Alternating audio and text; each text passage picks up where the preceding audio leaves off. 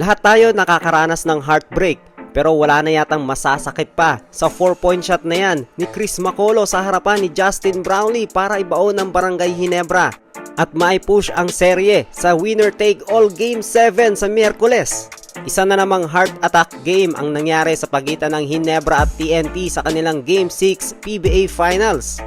Well, sa first quarter ay parehong maganda ang depensa ng TNT at Barangay Ginebra, kaya naman low scoring ball game lang sa first quarter. Si Troy Rosario at Justin Brownlee ang nagpasimula ng scoring sa Barangay Ginebra. Samantalang medyo inaalat pa dito si RJ Abarientos at Scotty Thompson dahil maganda talaga ang depensa ng TNT sa kanilang dalawa. Magandang quarter din ito para kay Troy dahil napakaganda ng kanyang depensa at agresibo talaga siya pagdating sa opensa. Pero pagdating ng second quarter ay dito na nag-umpisang rumatsyada ang TNT tropang 5G. Sa quarter din na to ay halos walang makapigil kay C-Mac at gumagana na rin ang mga tres ng TNT. Lumamang na ng 10 ang TNT at napatawag dito ng 3 beses na timeout si Coach Tim Cone at sinubukan nilang humanap ng spark sa kanilang bench at pinasok si Jeremiah Gray, pero mukhang may daga sa dibdib itong si Jeremiah Gray matapos sumablay ang kanyang 3 sunod-sunod na tira. Pero eto na si Justin Brownlee, talagang matigas ang ulo ng TNT, no? 1-on-1 pa more. Talagang di nila nire-respeto si Brownlee, no? Kaya naman ang resulta, tinake advantage ni Justin Brownlee ang depensang binibigay sa kanya ng TNT. Hanggang sa naibaba ng Ginebra ang kalamangan ng TNT sa 2 na lang.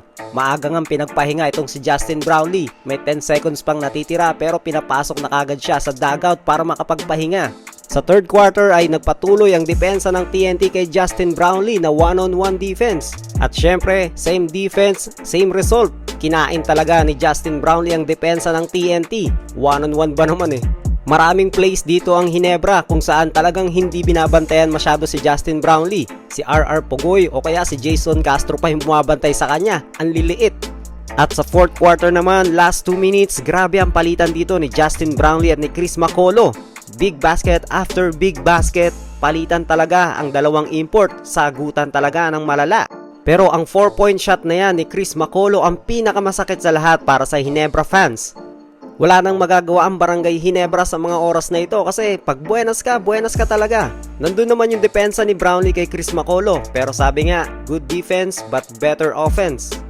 So ayun, nangyari na nga ang hindi dapat mangyari. Magkakaroon tayo ng Game 7 sa Miyerkules mga paps. Kaya naman please like the video and subscribe na rin kayo for more PBA updates. This is Jalpops TV. See you again para sa ating next video. God bless.